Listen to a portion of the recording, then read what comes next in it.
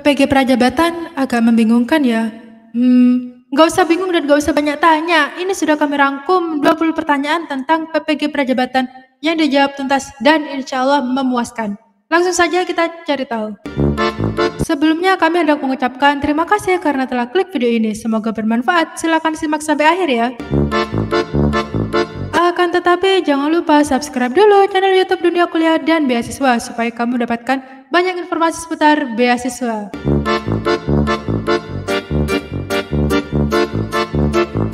Nah, ini 20 pertanyaan yang sering ditanyakan tentang PPG Prajabatan beserta jawabannya.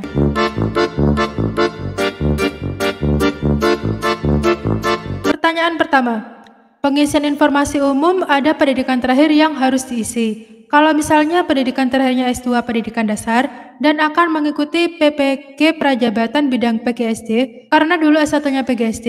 Nah, untuk mengisi informasi umum pendidikan terakhir ditulis S1 atau tetap S2? Jawabannya adalah program ini akan memberikan kuota yang banyak untuk kebutuhan guru PGSD. Jadi silakan dimasukkan atau didaftarkan untuk S1. Sedangkan ijazah S2 bisa ditambahkan saat wawancara berlangsung. Pertanyaan kedua, apabila telah lulus PPG, untuk penempatan kuliahnya apa dipilih sendiri atau dipilihkan?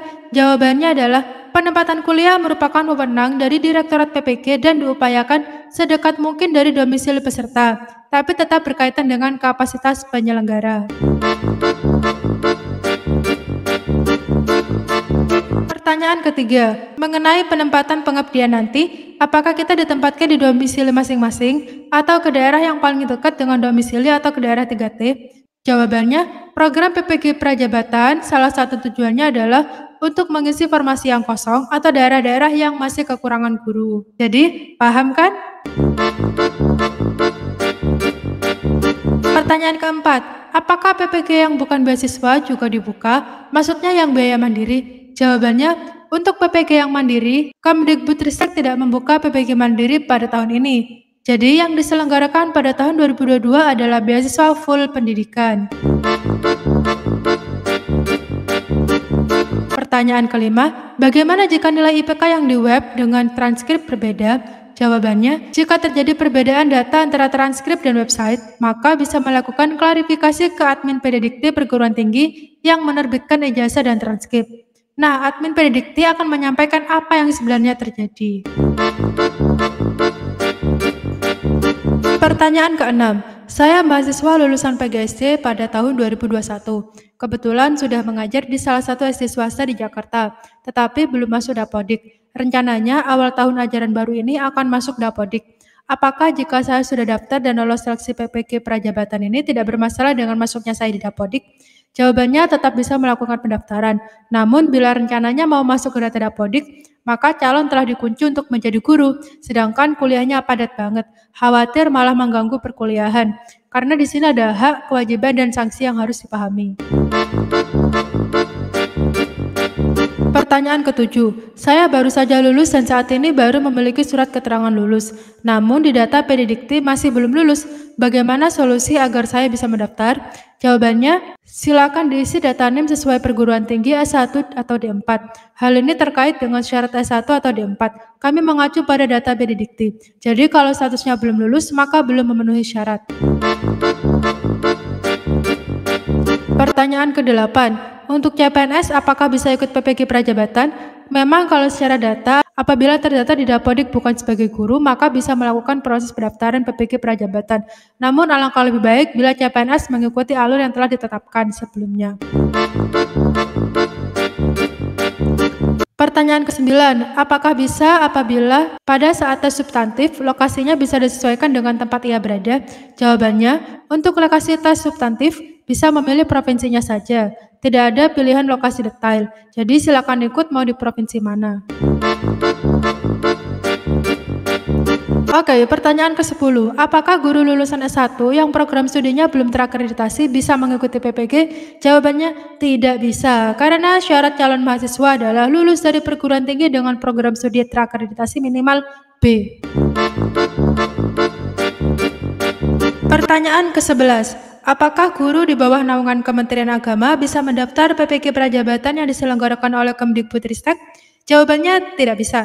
PPG Prajabatan bagi guru di bawah naungan Kementerian Agama dikelola oleh Kementerian Agama. Mari kita lanjut ke pertanyaan ke-12.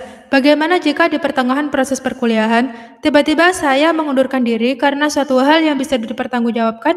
Apakah ada konsekuensi yang harus saya tanggung? Jawabannya, mahasiswa yang mengundurkan diri di pertengahan perkuliahan dikarenakan berbagai hal dan terdata telah menerima bantuan pendidikan PPG Prajabatan dari Ditjen GTK, maka mahasiswa tersebut tidak dapat mengikuti program PPG Prajabatan pada periode berikutnya. Pertanyaan ke-13. Jika sedang mengikuti program guru penggerak, apakah bisa mengikuti PPG? Jawabannya tidak bisa, karena guru penggerak sudah terdaftar dalam Dapodik sebagai guru. Pertanyaan ke-14. Kapan mahasiswa melaksanakan PPL atau praktik pengalaman lapangan di sekolah? Jawabannya, mahasiswa melaksanakan PPL mulai dari semester 1.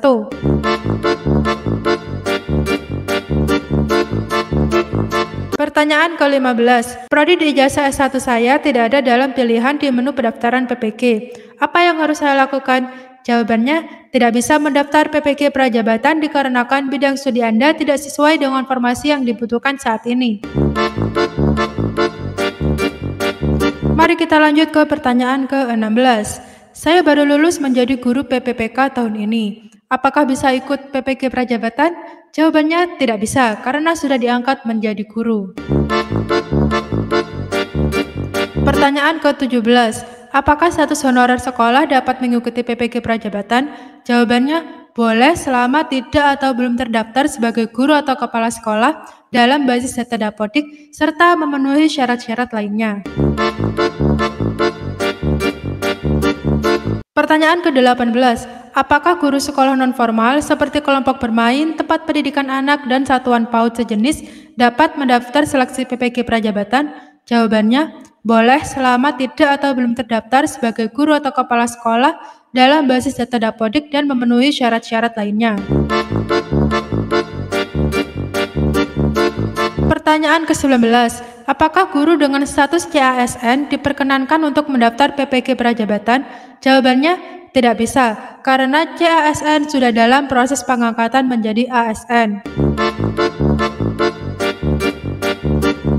Dan pertanyaan terakhir, jika seorang guru memiliki ijazah S1 PGSD, namun mengajar di sekolah taman kanak-kanak, apakah linear jika memilih bidang studi PGSD? Jawabannya, sesuai syarat calon mahasiswa PPG Prajabatan, yang menjadi acuan adalah linearitas antara program studi S1 atau D4 yang dimiliki dengan bidang studi PPG Prajabatan yang dipilih. Guru lulusan PGSD yang dipilih PPG PGSD dipastikan linear. Nah, itulah sejumlah 20 pertanyaan tentang PPG Prajabatan. Semoga berhasil, terima kasih sudah menyimak, semoga hari menyenangkan.